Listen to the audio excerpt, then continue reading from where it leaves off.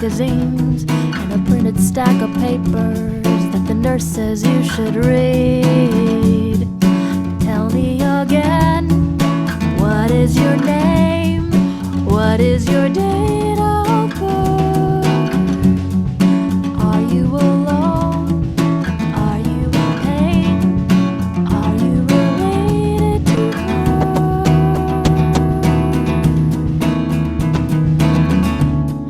Insurance is a nightmare, 'cause there are no guarantees.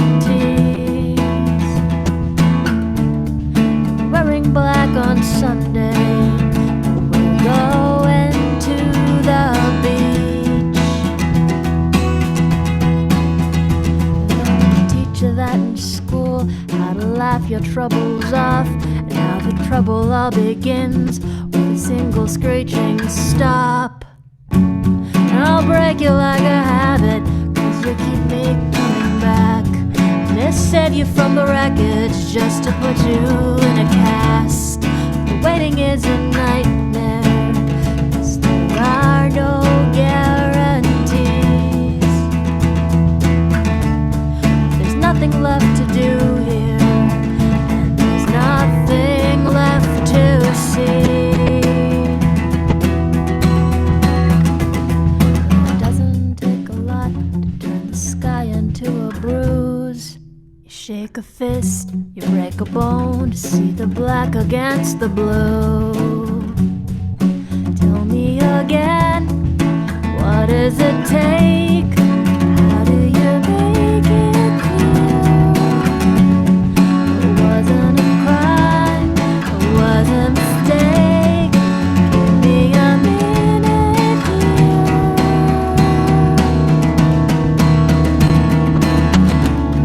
Insurance is a nightmare, 'cause there are no guarantees. It's a heart attack on Monday, wearing black for me.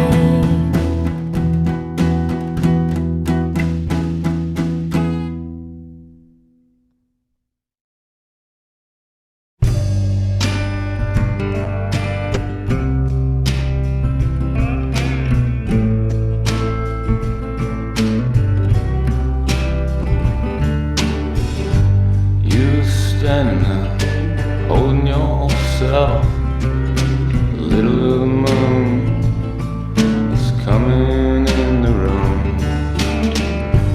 You're standing very still, like you were in the arms of everyone you ever wanted.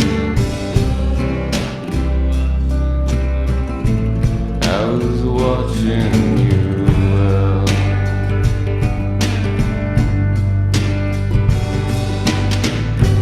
I don't stop you, I don't speak.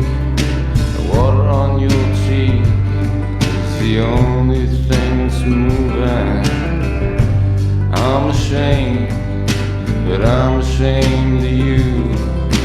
Standing in my room, let small water overtake you. And I was watching you well.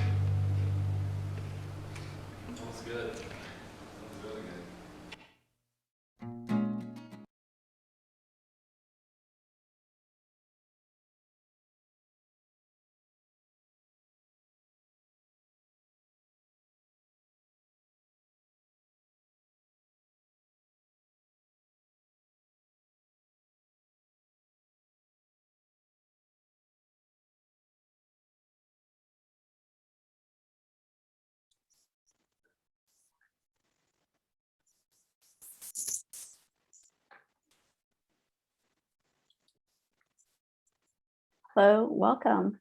My name is Ying Lee. I am the community programming producer. Give me 1 second. There we go, that's better. My name is Ying Lee. I am the community programming producer here at the Playwrights Realm. My pronouns are she, her, and we are really excited to have this conversation today about arts philanthropy. Before I begin the panel, I would like to go over some information and some logistics. I would also like to welcome our viewers from HowlRound.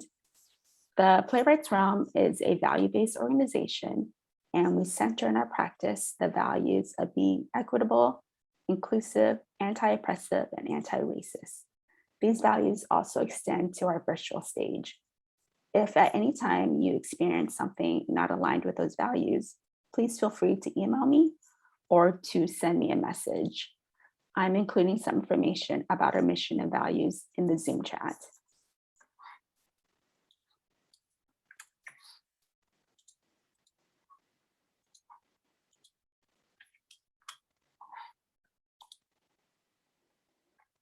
Connected to these values, we also recognize the additional barriers that caretakers experience.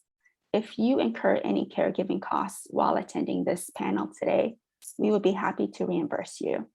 This is through our Radical Parent Inclusion Project. And in the follow-up email you will receive tomorrow, there will be a link to the reimbursement form. I'm also putting some information about this in the Zoom chat.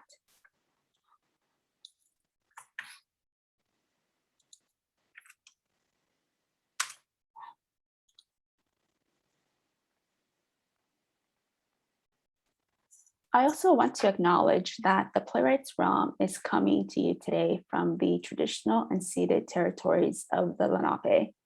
Colonization is an ongoing process that continues to impact the lives and lands of Native communities.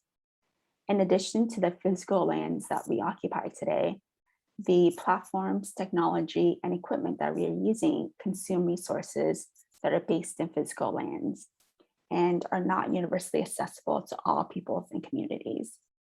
If you would like to learn more about the land we occupy, I'm putting a link in the chat.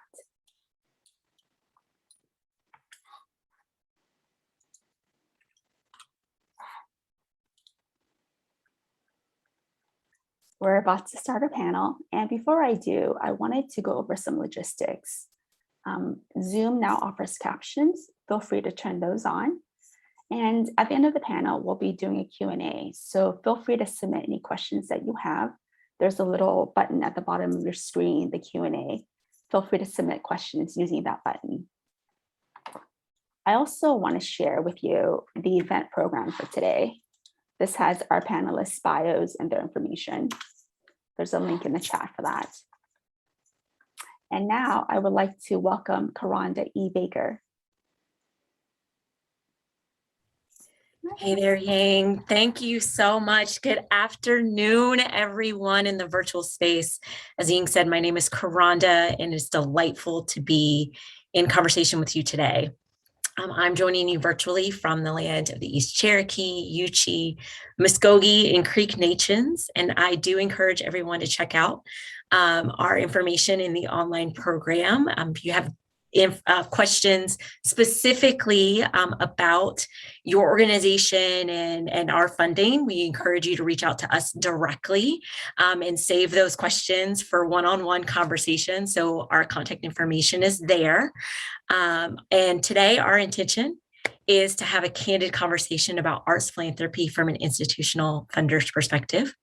I do want to share that if you are an individual artist, I invite you to consider attending a session tomorrow called Demystifying Individual Artist Grants. It is going to be held at 6:30 p.m. tomorrow, hosted by my colleague, Celeste Smith, a senior program officer of Arts and Culture at the Pittsburgh Foundation, and the link for that is being shared in the chat. So please join that conversation for a very robust deep dive into individual artist grants. Before we get started, Ashley, Kathy, Nikki, and I thought it was important to sort of share our commitment for this conversation so you know where we're coming from. Today, we're going to speak honestly. We're committed to being honest about our lived experiences as funders. We're going to back our opinions and arguments with facts and reasoning, and we're going to speak with fairness and call out bias amongst each other if it happens to come up. We're going to speak personally. Talking about money and philanthropy is a sensitive topic. My colleagues and I, we're going to lean into vulnerability and potentially share some personal stories along the way. And lastly, we're going to speak directly. Again, if you have specific questions about our individual grant processes, we encourage you to use information on the bio sheet to contact us directly so that we can give you appropriate guidance within the context of your organization or project. So with that being said, Ashley, Kathy, Nikki, come on into the space and share a bit about where you're joining us from today. And I'm going to go East Coast to West Coast. So we'll start with Ashley, go down to Nikki, and then go over to Kathy. Thanks, Karanda. Hi, everyone. Good afternoon. Welcome to those who are joining us. My name is Ashley Firestone. I am a program officer at the New York City Department of Cultural Affairs. My pronouns are she and her, and I'm calling in today from New York City, the Lenni Lenape people's land. Good afternoon, everyone. I am Nikki Estes. I'm the Director of Presenting and Touring at South Arts. I manage several grant programs at South Arts and our dance initiatives, and I'm joining you from Atlanta, Georgia, land of the Muskogee people. Great. Good afternoon, everyone. My name is Catherine Benalos. I am a program officer at the Ralph M. Parsons Foundation. I am joining you from Los Angeles, the land of the Tongvan Nation, and it is early afternoon for me here, but happy and so delighted to join you in the late afternoon where many of you might be. Thanks so much. And Kathy, we really appreciate you representing the West Coast. And if we can start with you and we'll go backwards, what's top of mind for you all right now? You know, our panel is, you know, what's the funder's role? So from that aspect, like what's on your mind? Kathy? Yeah, no, thank you for this great question. And I just want to thank everyone here who's listening for the generosity of your time, for listening and learning. So what's top of mind for me?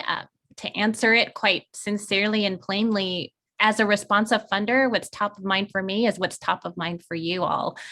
We are here to listen and learn. And I would say, especially since COVID, we really just sincerely want to learn about your experiences, your honest challenges, and your aspirations in this time. So I would say a lot of what I have been doing in my role as program officer is listening and learning about what's your top priority. What are you grappling with? What are you challenged by? What are you inspired by in this time?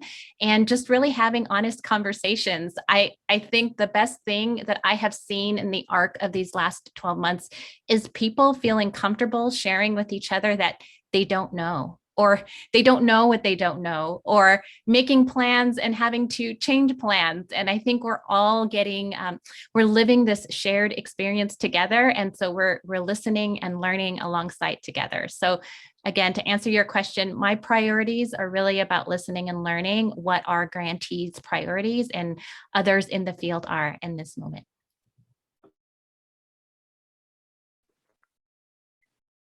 I'll jump in and I will say ditto, but wanted to maybe first share a little bit more about South Arts for those that don't know much about us. We are a regional arts organization located in Atlanta, but we provide grants and fellowships to artists, arts organizations, and communities within our 9-state region, but we also have a few programs that reach beyond those states.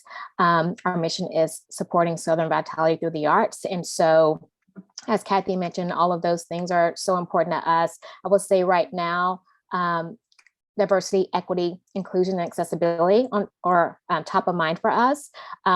Expanding our reach more intentionally to better serve artistic disciplines. There have been areas that we haven't been as supportive of in the past, so we're trying to do more of that. Also trying to support individual artists more directly, because historically our support's been primarily with arts organizations. Listening more, trying to change the way we work, exploring new models of work for us, and just trying to be open. And along with that, being as flexible as possible, being responsive to our grantee needs, as well as our funders' needs as well. We grant funds from the federal government and from other organizations. So that's also something that we have to manage. Trying to streamline our process and remove barriers so that access can be improved.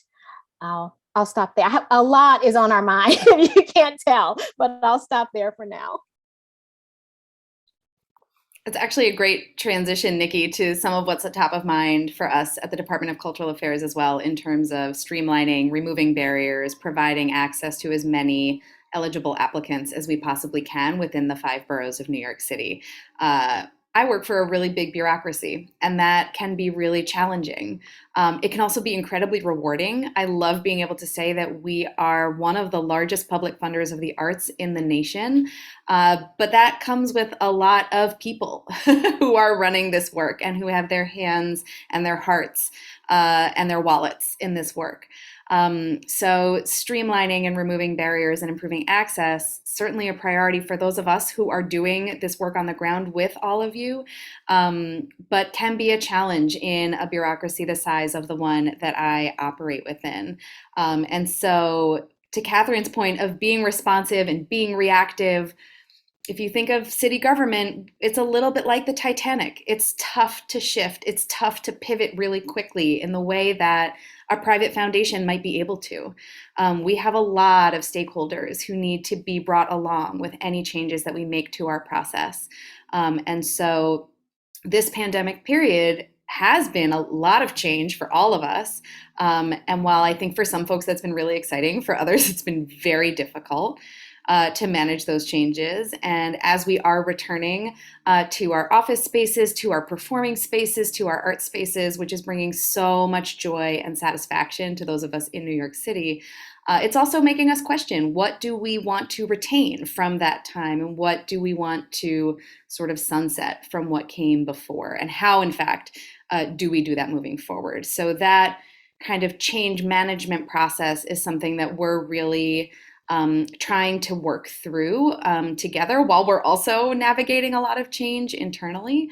There is going to be an upcoming administration shift in the next couple of months, so we're going to have to figure out like where we sit and where we stand in those spaces. So certainly preparing for a lot of change, but also really taking this opportunity to identify what really our values are at this moment and what's important to us to take with us moving forward into this next phase.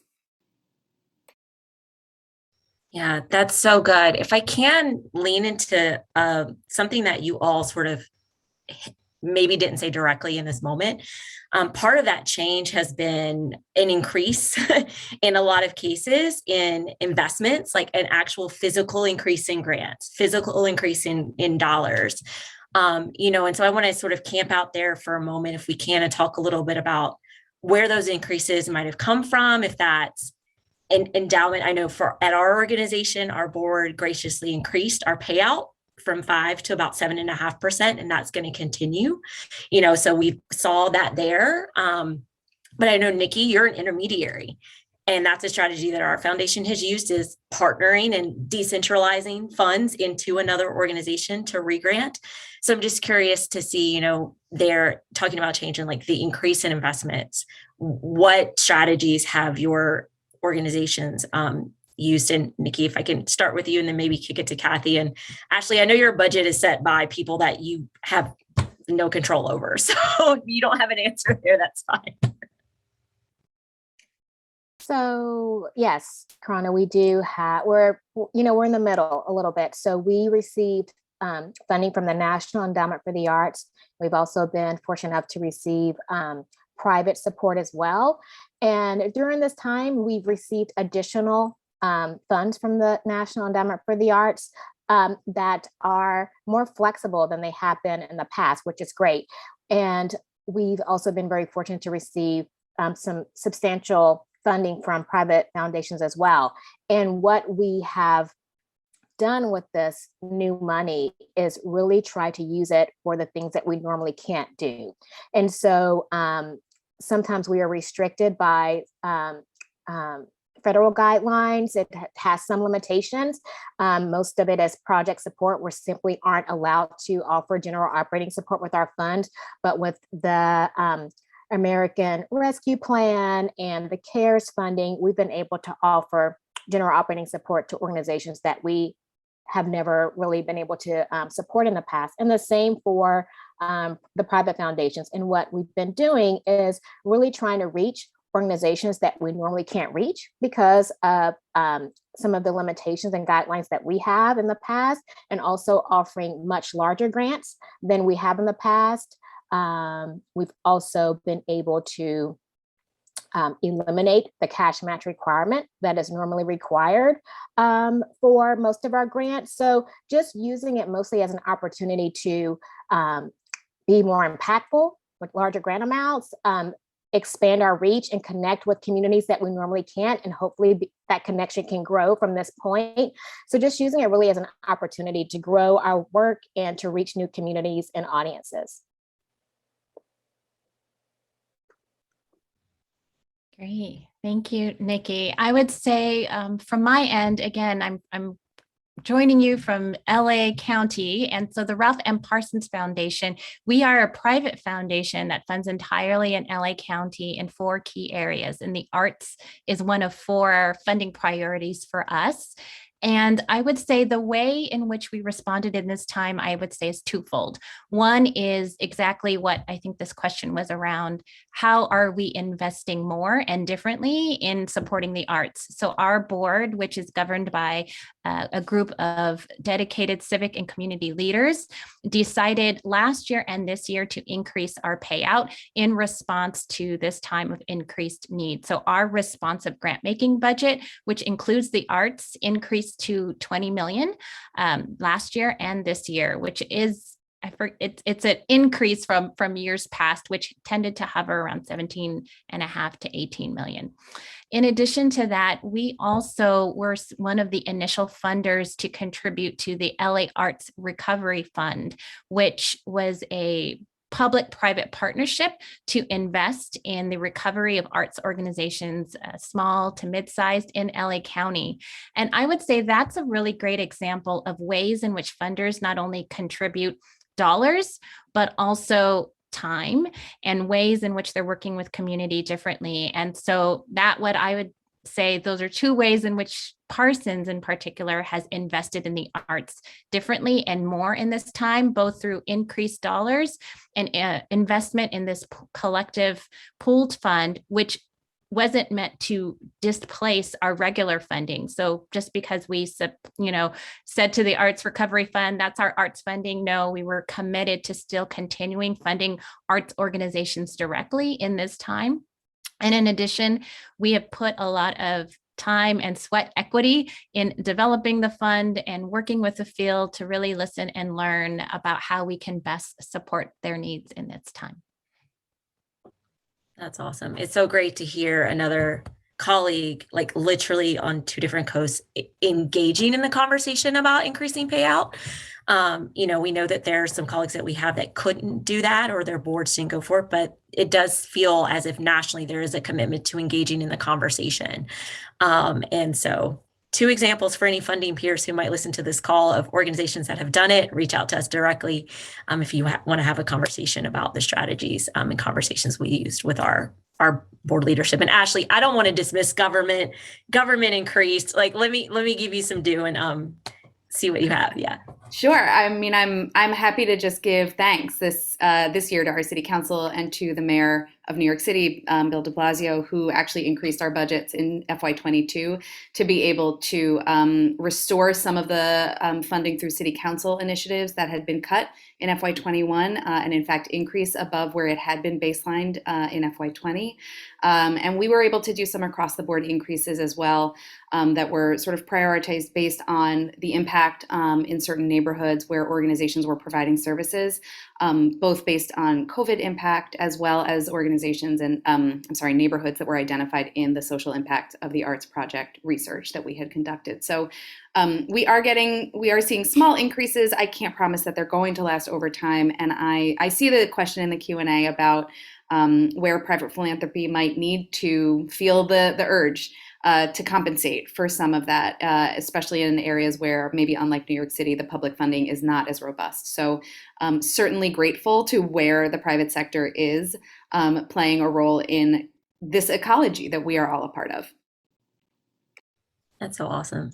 I want to shift the conversation a little bit because so much of what we're talking about is based on relationships, right? Like there's our own internal relationships with our board and other program officers. And personally, I know a lot of the people that Kathy partnered with on the West Coast for that relief fund, Mellon Foundation being one, they're based in New York City. A lot of the funders that are feeding into South Arts, we're all connected in many ways. But I want to just put this question out there. Like, what do we mean when we say being in relationship with a grantee or a partner? Like, what are we actually getting at? And I'll let you guys, popcorn it around to see whoever wants to go first. But the power dynamic is real and it's there. So when we say that, we want to be in relationship with you, what are we actually asking for? I can jump in. I think that for a government funder especially, where our grantee pool, we have an open call every year. It's not by invitation. And so there are certain eligibility requirements, certainly, but we have a very large pool of potential applicants. And from that pool of potential applicants, we have usually around 1,200 organizations that are applying to us for funding each year. For context, there are at most like 12 people in my unit to manage all of that. So and not all of us are program officers. So at times I've had over 200 organizations in my portfolio. And I think that is context that we don't always get to share. I would love to go to each of my organizations every year. I would love to come and visit. That is more days in the year than there are work days. And so in truth, that's not always going to be possible in terms of those kinds of personal site visits. But that's certainly something that we are trying to prioritize, especially as our theaters reopen, as our museums reopen. It's really important to us to get to know both the work that's happening, but also the people that are doing the work. To really be able to help guide and advise applicants on how to complete our application based on what the priorities are of this particular funder. So for us, the relationship building is really important because we can identify aspects of the work that you're looking to apply for that maybe you're not considering. And we can give some guidance on sort of how to frame certain things within an application for this particular funder, because everybody who's giving money out has a little bit of a different way of doing it. So email is great for sure right now. I would say it's the most efficient way to be in touch. But really those kind of in-person meetings, when we can have them, I find to be the most impactful and also the most difficult to coordinate. And so both of those things are sort of true at the same time. And I'm curious, frankly, if my colleagues would agree on that. But that's one of the things that I would certainly recommend, trying to find ways to connect with your program officers, even if it's kind of inviting them to the office and giving them a sense of how your operations work, just so that we can get to know you and who you are, and how we can best support you in putting forward a successful application for these funds. I agree with everything Ashley said and would add to that it's extremely difficult for us South Arts, covering a 9-state region, to feel connected to our community. I worked with the City of Atlanta Office of Cultural Affairs before and knew almost every arts organization and felt like every artist in the city, and shifting to a regional organization that covers multiple states is really challenging. And so what a relationship looks like for us is really just being able to listen and hear from our grantees. Most of our grants were pretty much hands-off. We have a hands-off approach, but we want to hear what's happening in your communities, what's on your mind, what are your challenges? And oftentimes having, honest and candid conversations leads us to change. or even perhaps even creating new programs. For example, programs such as our dance initiatives are more than funding. We provide funding, which is critical, but we also provide resources. We connect the participants over multiple years. And these programs have, high contact with us as staff that the other programs don't. And these programs were created out of listening, observing, and hearing a need. So we're trying to fill a gap.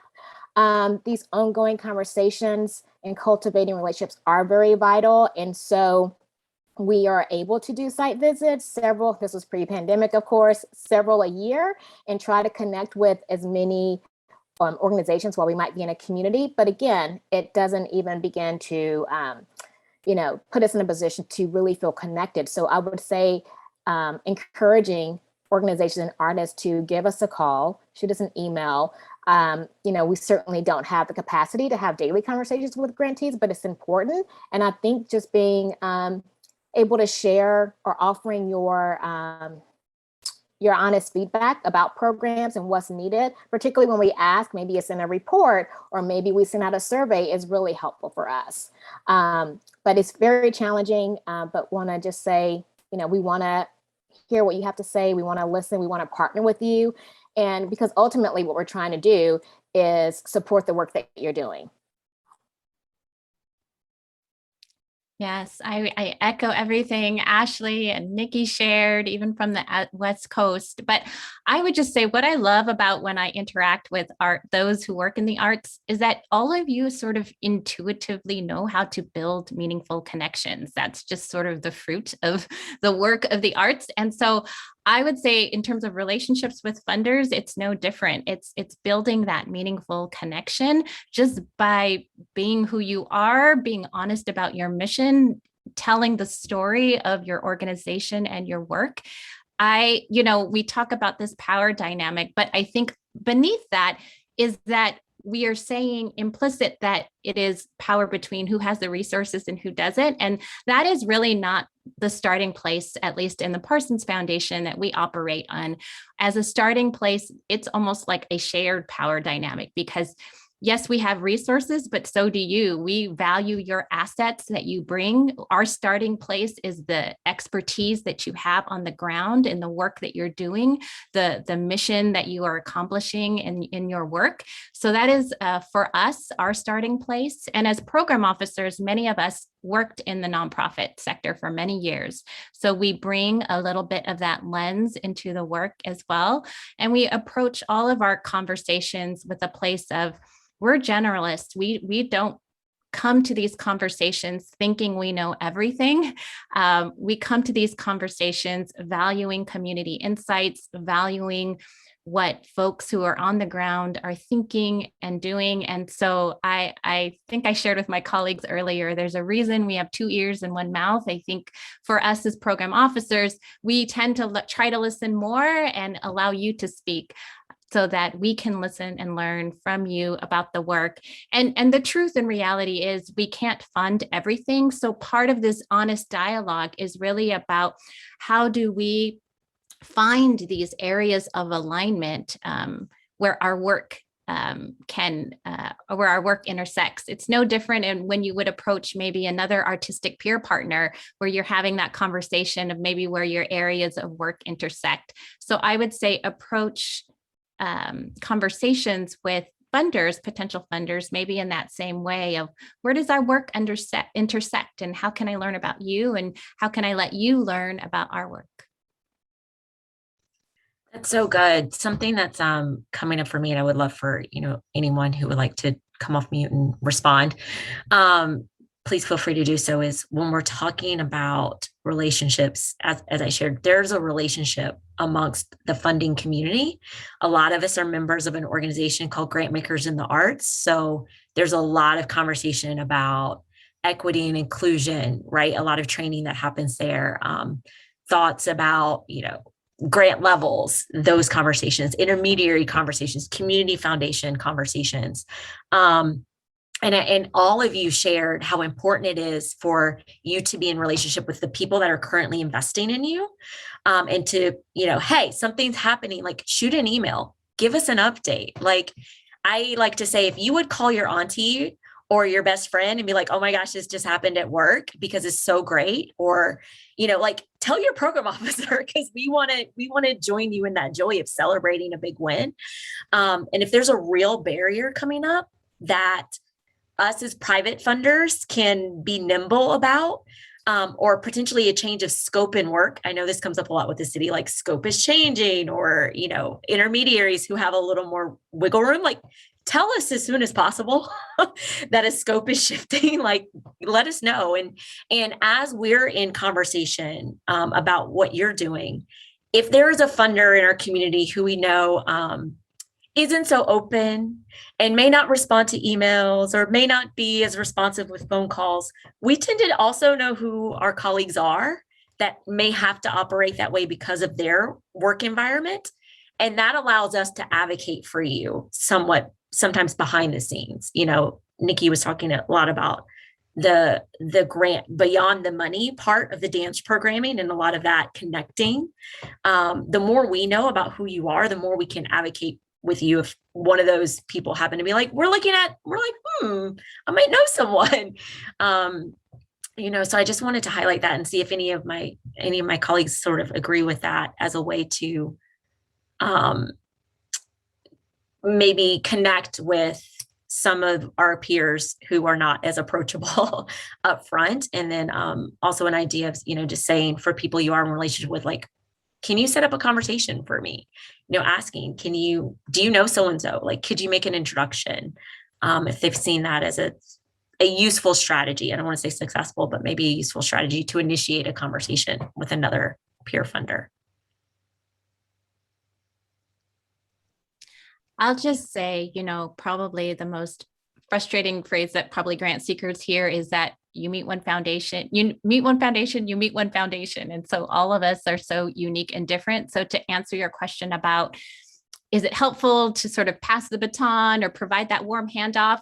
It really just depends, because there's such a variety of foundations and the way staffing and how folks wish to. So I always like to see myself as a resource and a transparent resource. And so and I can, really be honest with folks about maybe what I know the best way to either approach certain foundations, or maybe, how they might think about or talk about their work differently to make it sound maybe that much more aligned with how a certain foundation thinks about the arts. Because I think what we've seen in this time is the arts really can be spoken of through a variety of lenses, both through health and well-being, economic recovery. I mean, there's just a variety of ways in which to talk about your work. And so I think maybe a roundabout way to answer your question is I see myself as a resource, but it's really contextual about how best to connect organizations with potential resources, and or just think differently about how to talk about their work. I love it. And that's why, Ashley, go ahead, please. I was actually going to say it's kind of tricky for me to answer this question. And part of that is because we are so conscious as public funders of not giving precedence or priority or privileging organizations over others. We really do believe that every applicant organization needs and deserves as much money as they can get. These are public dollars, these are taxpayer dollars. So frankly, from my perspective, if a foundation were to call me, and I can't say that this happens, but if a foundation were to call me and say, I am looking for a small, organization whose budget is under $50,000 in Queens that works in puppetry, right? Or something like that. I do know organizations that would fit that profile, but I do not exist as a resource to share that information, partially because what if I forget someone? There are so many grantees that it would not be ethical of me as a government employee to give folks just sort of like my thoughts off the top of my head. And so I can't say that those conversations are coming to the public sector very much. That being said, where I do think there is a lot of really great resource sharing is within the field about the work that we are doing. And especially given the fact that we run peer panels to evaluate applications, I think that that's a space too where organizations are getting to know each other, are getting to see each other's work, and are able to, bring that awareness and expertise into the funding room, which is something that we really value from those panelists. So it's a little bit of a side avenue around your question, but that's where I'm sort of thinking. Nikki, I don't want to leave you out if you have something. Gonna Well, much like Ashley, we typically don't make recommendations because we also re-grant taxpayer dollars. I will say that for us, we partner really closely with the state arts agencies in our 9-state region. So we will, oftentimes try to share information with local agencies, and hopefully they can really dig down deeper with the organizations or artists that are looking for support and may have more local resources.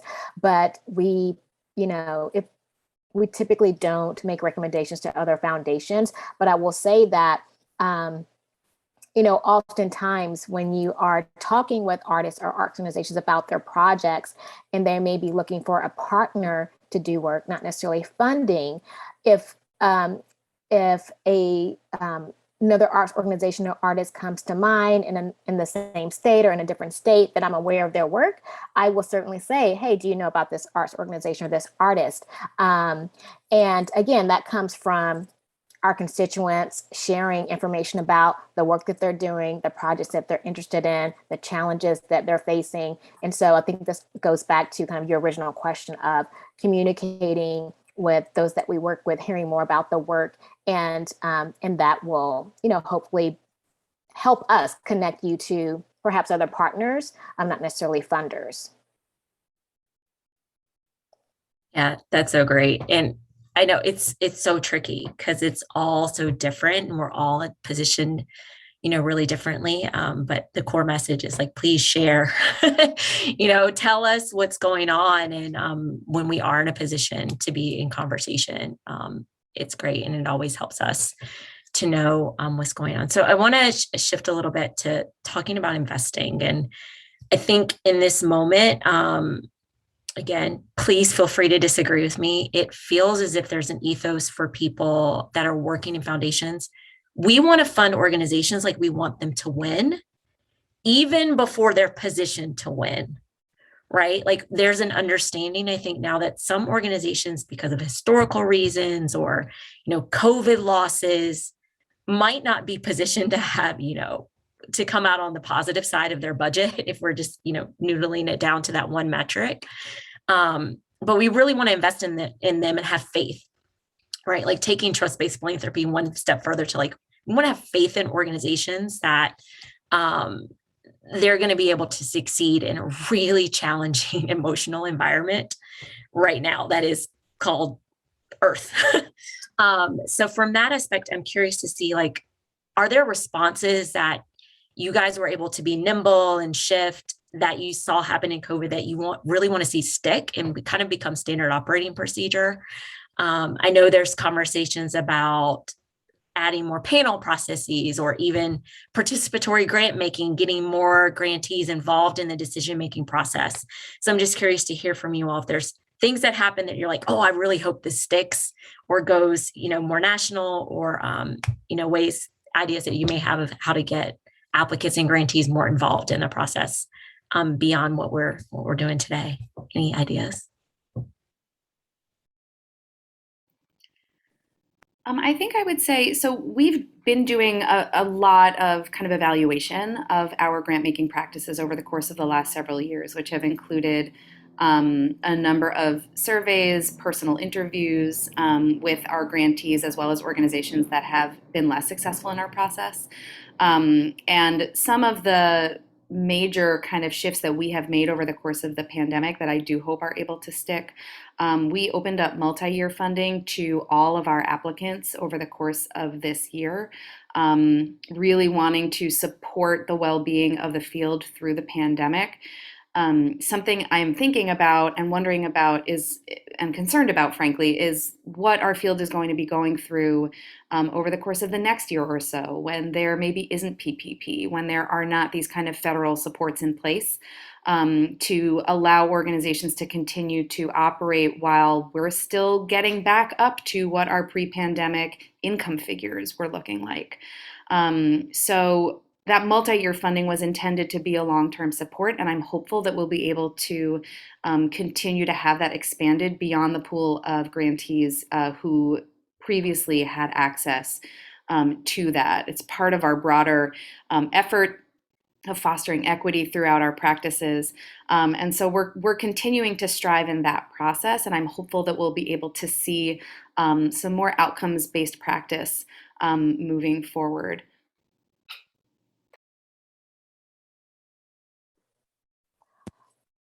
For us, I would say, I hope that we become even more flexible than we have been with the pandemic, that we continue to look at new ways of working. I think we're just really starting to experiment with that right now. So I can't say, oh, this worked really well. I hope it stays, because we're, really just getting into the big shift of the way we are working. One of the things that I think is important is that someone mentioned trust earlier, and I would say for us, it's really trusting artists more than we have. Like, our grants in the past have been mostly supportive of arts organizations, and that funding goes directly to the artists. But why can't we support artists directly, and give them the autonomy that they need over how they. So that's something that we are beginning to look at, that I hope does stick around. But I think, just trusting that the artists are going to do what they say they're going to do, that they work very differently than an organization. We know that many of them were left out of, the relief funding. So we know there's a huge need there. And part of our work at South Arts is to help artists survive and thrive in the South, where they don't feel like they're not being supported and have to move to a New York or a California in order to feel supported. So that's something that's really top of our minds, that we're really looking at hard, knowing that we're going to have to completely change the way we work in our processes, and really just kind of leaning into that. Thank you. I love that. Survive and thrive, because I think that speaks to this question, right? How are we thinking about our work and setting up our grant making in a way that truly supports organizations to thrive? And I would say for Parsons, we have always been largely a general operating support funder. We provide 3 types of support, but I would say that over 50% of our grants in all of our funding priorities are for general operating support. And that has really helped the art sector in this time to survive and thrive. And we have taken a much more compassionate look in and around how we evaluate finances, because we know everybody is navigating. There's no one cookie cutter way in which folks are recovering in this time. And so we're really taking each organization as a unique story about, and really listening and learning how we can best support them with funds. I would say with the LA Arts Recovery Fund, of which we're involved, we are not only giving direct grants, but we're also carving out some resources for capacity building and learning and evaluation for this very reason. And I know those are common components with funding and initiative, but I think the way in which we're committed to providing capacity building is really alongside with and informed by the field and with our grantees. So we're not developing a capacity building program here on the side and then imposing it on grantees.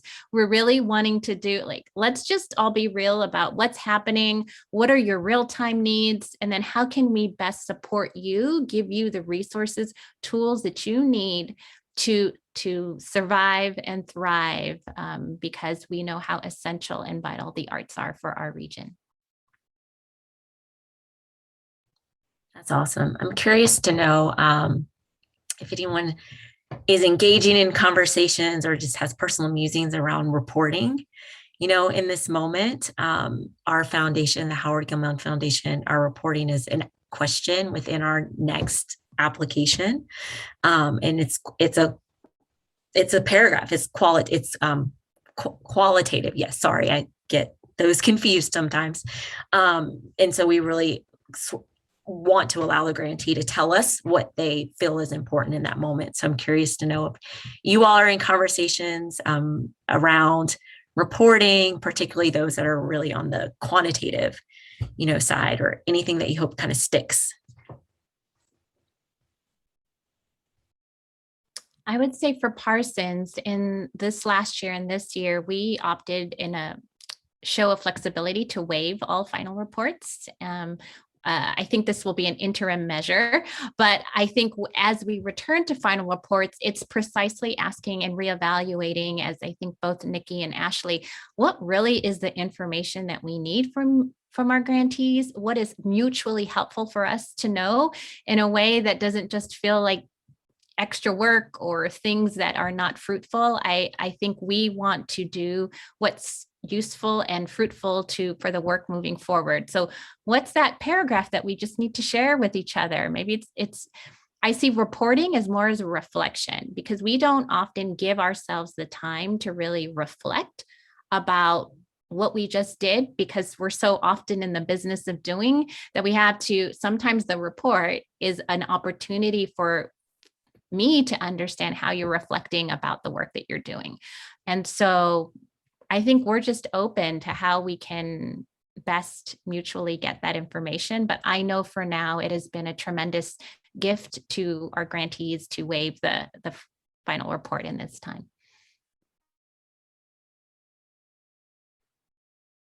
I wish we could let go of final reports, but we have not.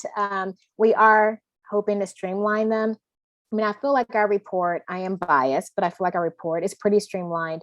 From the beginning, we do ask for stats. Our grants are mostly project-based. So we, do feel that we do want to know how many participants were involved. We want to know how the project went. But we are definitely looking at, what are we doing with this information? Is it nice to know, or do we need to know it? What can we do away with, and what questions are really most important to help us improve as an organization, do our work? So we're definitely looking at it. I will say for our general operating support grants, which are just in response to the pandemic, we asked just a couple of questions, just confirm what you did with the money and let us know what the short or long-term impact is, or, how important was this grant? Not important at all, very important, just so we can get a sense of, was it impactful? Did it do anything, or, move the needle at all? But it's something that we're continuing to look at and haven't found the right answer. So I'd love to hear some solutions from anyone on this panel.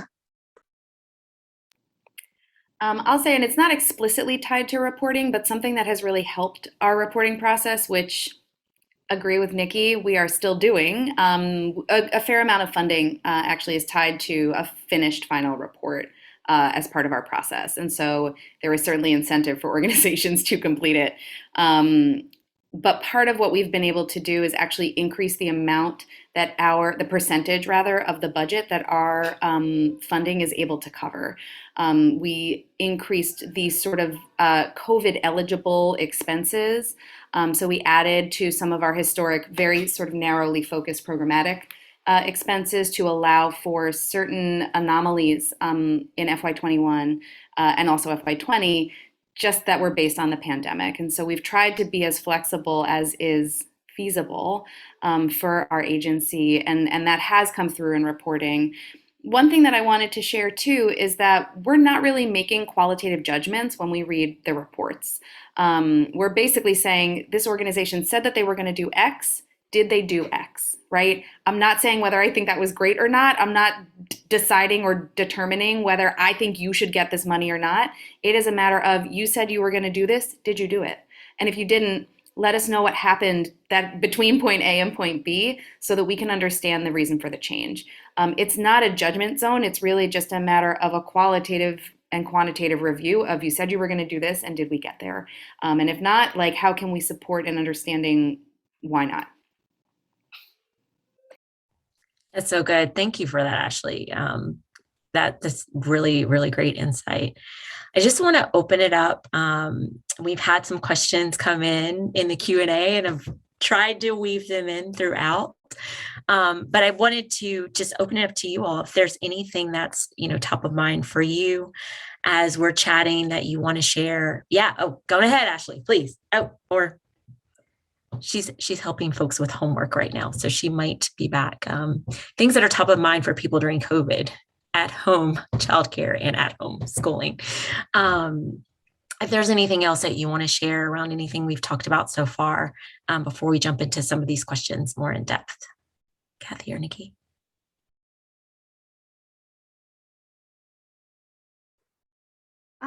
I'll just say another focus for us is trying to better understand and celebrate the diversity of the South and the communities. And so we are trying to connect people and encourage partnerships in a way to either address a community need or celebrate a community. And so it's a different way of working. It's the new program focus area that we started a few years ago, but it really kind of helps us celebrate community engagement in a different way than we had before, more than just, you said you were going to do this project in this community, how did it go, as opposed to this more a deeper connection in the community, and really using the arts to celebrate what a community has or to help address what a community is challenged with at the moment. And those types of projects are so meaningful to hear about and support.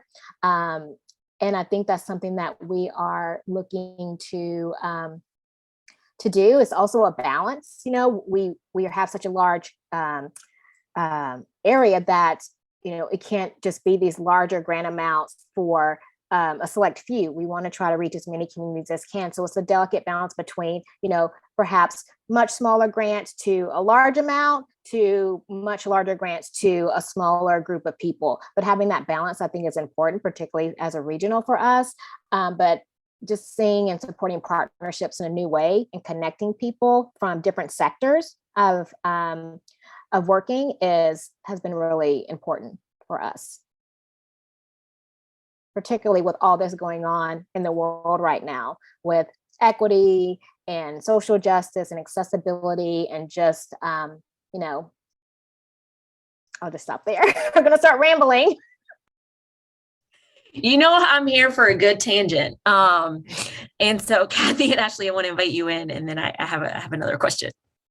I'll just, piggyback off of what Nikki shared, just because I love that she uplifted celebration. And so I would just say as a final thought, that as you're talking in the field, really just always start with your strengths and your assets. I don't want to minimize just the shared struggle and how difficult and challenging these last few months have been. But what I have seen also in these last few months is just really people stepping up. I've seen a level of resilience and support and resourcefulness, and just people showing this. What the COVID has done in the last 15 months have done is just, it has drawn out the assets and strengths that have always been there in the community.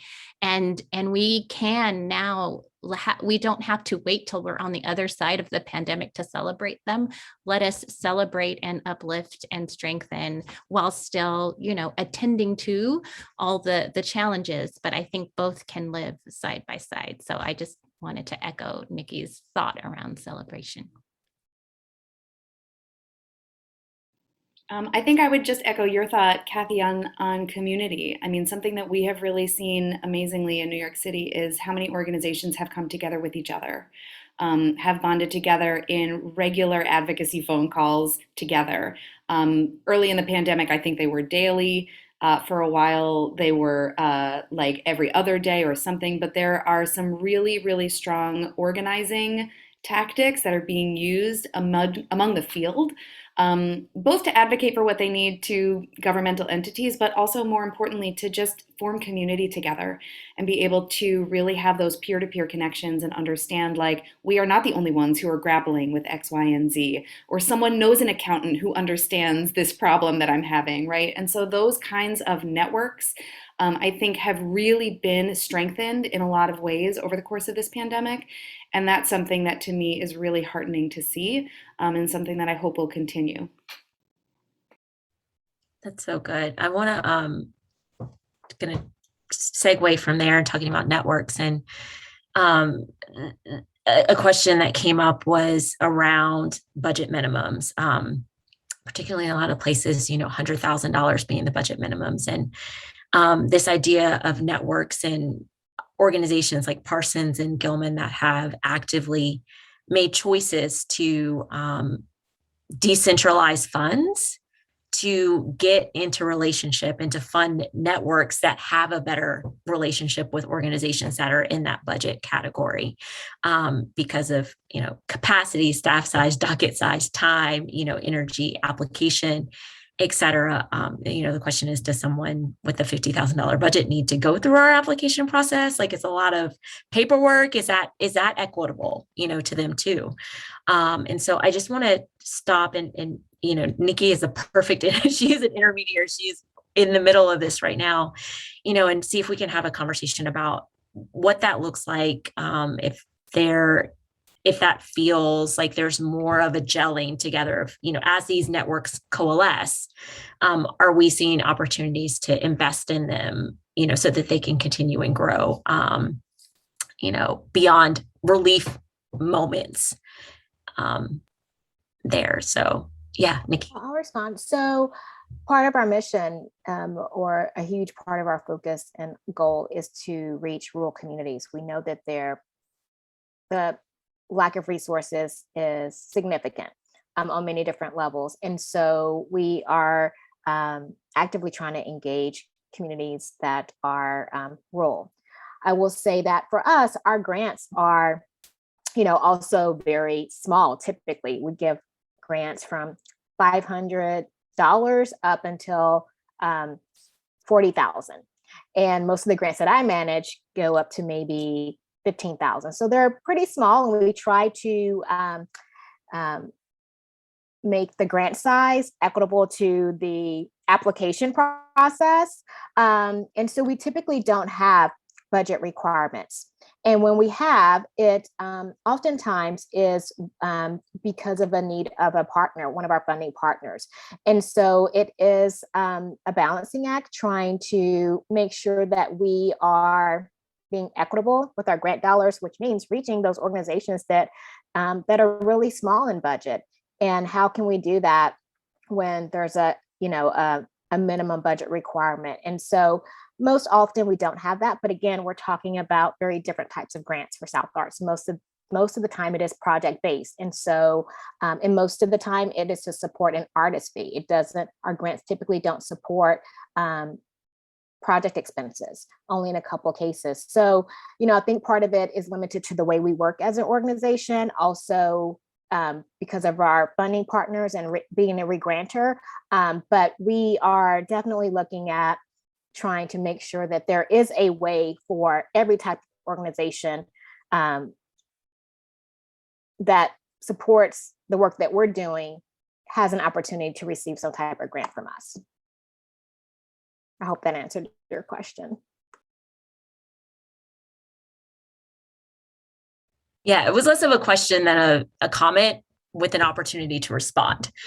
So I appreciate, talking about the rural community. I think that in the arts, we can very often get siloed into the coast, into New York and LA, which like Gilman and Parsons, right? And forget that there is a wide swath of America that doesn't live in urban lifestyle or a suburban lifestyle even, right? But there are rich cultural traditions and rich cultural processes that exist there. And I know, Ashley, this is what you're talking about, like looking at boroughs and looking at communities and getting really clear about narrowing that down as a priority. And so it's heartening, to hear that that's something that's top of mind for you all too, not the usual demographic suspects of who an arts consumer might be. Sure. And I don't know if my peers want to chime in on this, but one of the things we're looking at is not only streamlining our application and report process with, the questions, but is a written narrative the most appropriate way to receive a response from a grantee? Maybe we need to offer video options or, lots of different alternatives for how they submit information to us. So again, I think it's just there are a lot of conversations that we're having about how can we be more inclusive and equitable when it comes to everything that we're doing, not simply the reach of our grants, but how we communicate, how we receive information, all of it.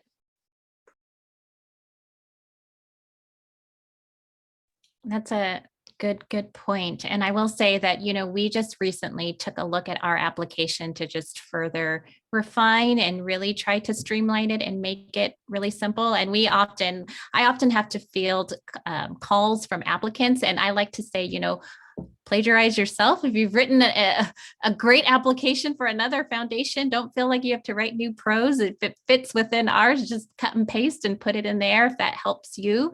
But we also allow for video, and people often do embed links. I'm seeing that more and more often to their videos. And if you ever wonder if we actually look at them, I will say I can speak for myself. I do watch the video links and I read all the optional attachments. And so I think we just leave it open, however you want to share your story, to do that. And yeah, so that's all I'll add.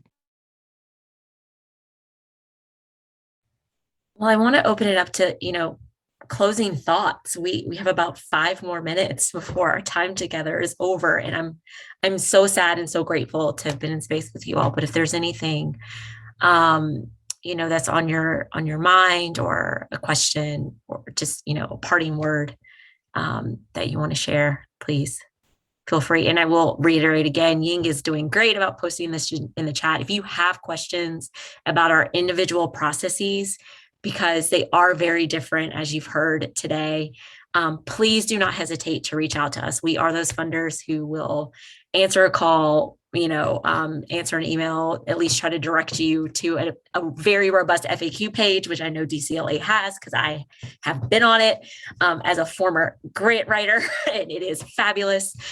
So just please do not hesitate to reach out to us individually. But Ashley, anything that's coming up for you as we get ready to depart? I feel very grateful to have shared this space. And I think what I would look forward to moving forward is where we started, is continuing to be in conversation with our applicants and grantees and really understanding what the needs are as we move into this new version of uncharted territory. We have been in uncharted territory for some time now together, and we're moving into a new version of it. And so while we're working through what our challenges are going to be internally within my office, right, with my colleagues at the DCLA, we also really need to know what the challenges are that the field is facing. And the more people that we can hear that from, the better our argument is going to be to understand the breadth of the need. So we're not going to presume to be experts in how to manage a post-pandemic scenario. I have not been through this before. I don't think most people alive have. And so I think that the more open and honest our grantees are with us in letting us know the challenges, knowing, quite frankly, that we probably won't be able to solve all of them, and certainly not quickly, but it's really important for us to understand what they are so that we can attempt to pull together those folks who can help and bring it really forward to understand what the needs of the community are as we really transition through this kind of new world.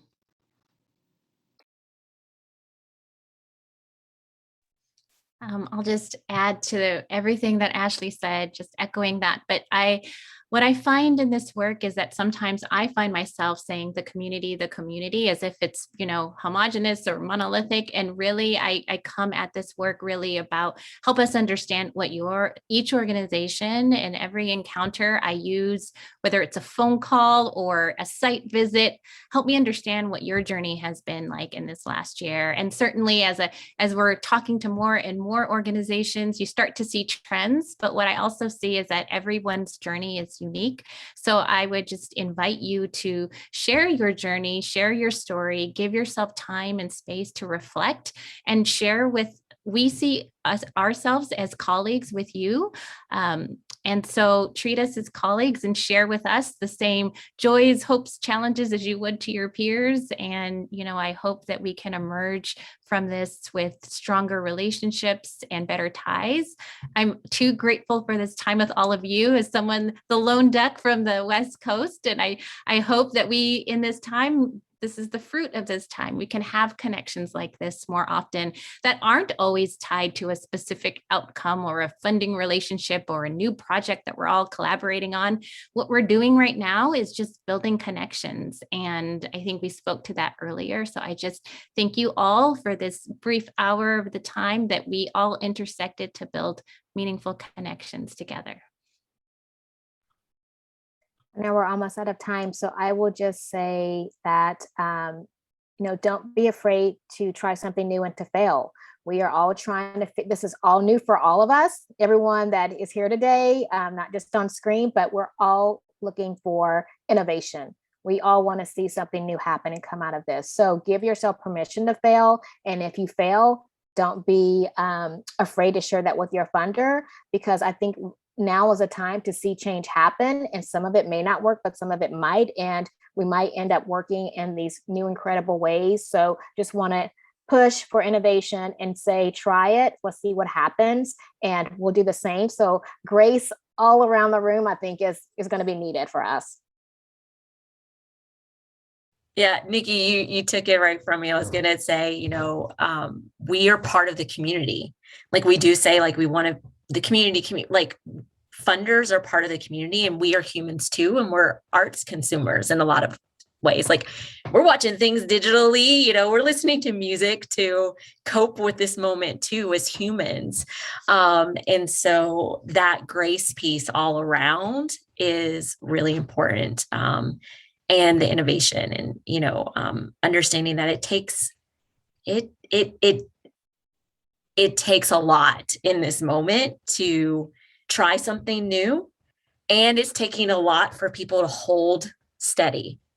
And they are both valid and they're both valued. And so I want to thank everyone who dropped questions in the chat. They were great. Those are the things that we want to hear. Like you have a question, ask why is it this way? Ask a funder you're in relationship with those same questions, and see what they have to say. And chances are they're in a conversation that has to do with that topic. And they're trying new things or trying to figure out what they can try, or just really trying to hold steady and shore up the ship right now. So I want to say thank you so much to Ying and Roberta, who are off camera. You guys are amazing. I'm going to shoot it over to you for any parting words if there are any. And then if not, I wish everyone a great afternoon on the West Coast and a good evening coming up on the East Coast. Bye.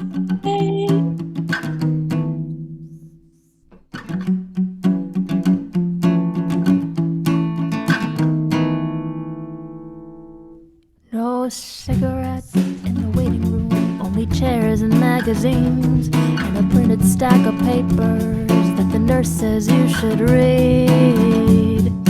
Tell me again, what is your name? What is your day?